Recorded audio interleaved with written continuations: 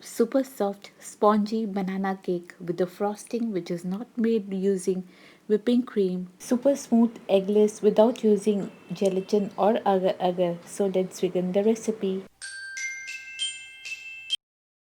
For this banana cake recipe, we have taken here 2 medium-sized bananas. You can peel and mash them using a fork as smooth as possible and then let it be aside for a while.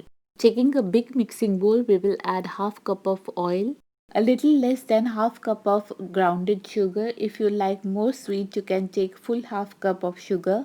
Give it a stir and then blend it so that the powdered sugar doesn't fly off all over.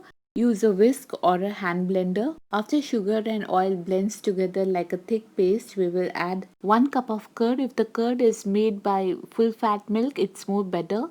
After blending in the curd, we will also add in side kept mashed bananas.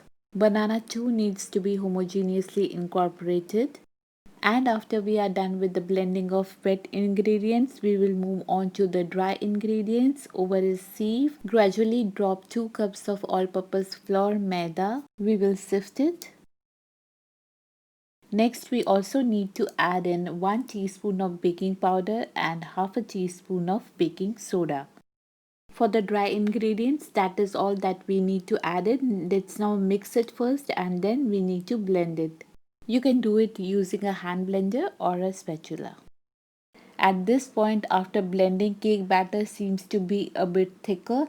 Add 2 to 3 tablespoons of milk. Milk at room temperature in this and then blend it again to get the right ribbon consistency of the cake batter. Here we are pouring it into a 7x7 heat proof glassware greased and lined with the parchment paper. To level, give it a jiggle. Bake your cake in a preheated oven at 180 degrees centigrade for something around 45 minutes to an hour depending upon your oven or till the toothpick comes out clean. Keep it over a rack, cover and let the cake come down to room temperature. To make the cake frosting for banana cake, we will make a custard. For this, we have taken 1/4 cup of corn flour, also known as cornstarch. In this, add a little bit of milk, about half a cup of milk, and then fully blend or mix the corn flour in the milk till you see no lumps or traces of corn flour. Add in 2 tablespoons of sugar or add it as per your taste. Then add the remaining milk. Total we used here 3.5 cups of milk. Now switch on your stove and let this to cook over a low heat, stirring continuously. This is very important, guys. You have to stir it continuously, otherwise lumps might form. Add a pinch of salt here and half a teaspoon of vanilla extract or vanilla essence.